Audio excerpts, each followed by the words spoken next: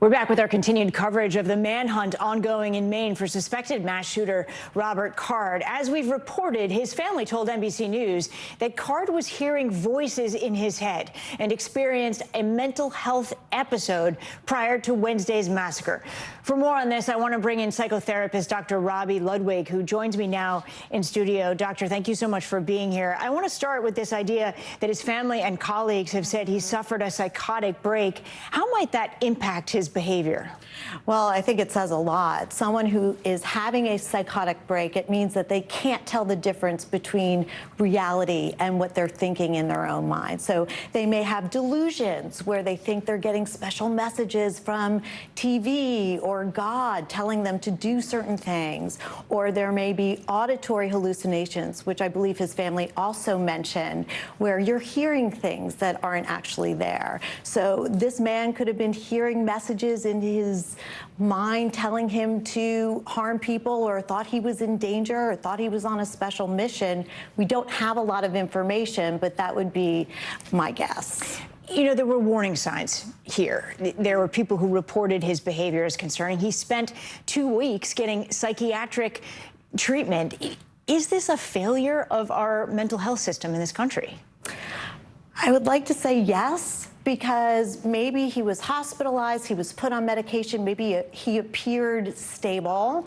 But what about his history when he goes back to his home? Does he take medication? Is he resistant to taking medication? Who's there to observe him? What will happen to him once he's out of the hospital? That seemed to be a question that maybe wasn't answered, or wasn't answered correctly, because there is something called treatment over objection for people who are potentially dangerous or a danger to themselves and don't take medication.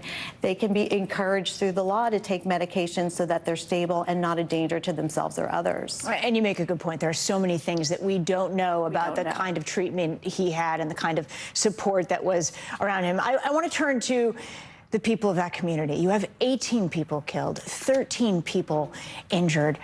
What kind of support can be given to those people to deal with this trauma that they now have to deal with, like so many, unfortunately, people in this country?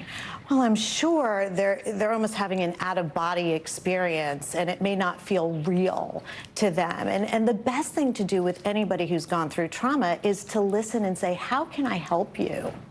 And to just, you know, be available and validate their feelings. And the goal with any type of trauma treatment is to make sure that they get a feeling of safety at some point, which can happen by being in a healthy environment that empowers them, where they can learn more about trauma and be just shown to advocacy groups. So really the group can be a very supportive factor in terms of people getting through to the other side. And it does sound like this is quite a tight-knit community, so that support may be there. Dr. Ludwig, thank you so much for joining me. I appreciate your time.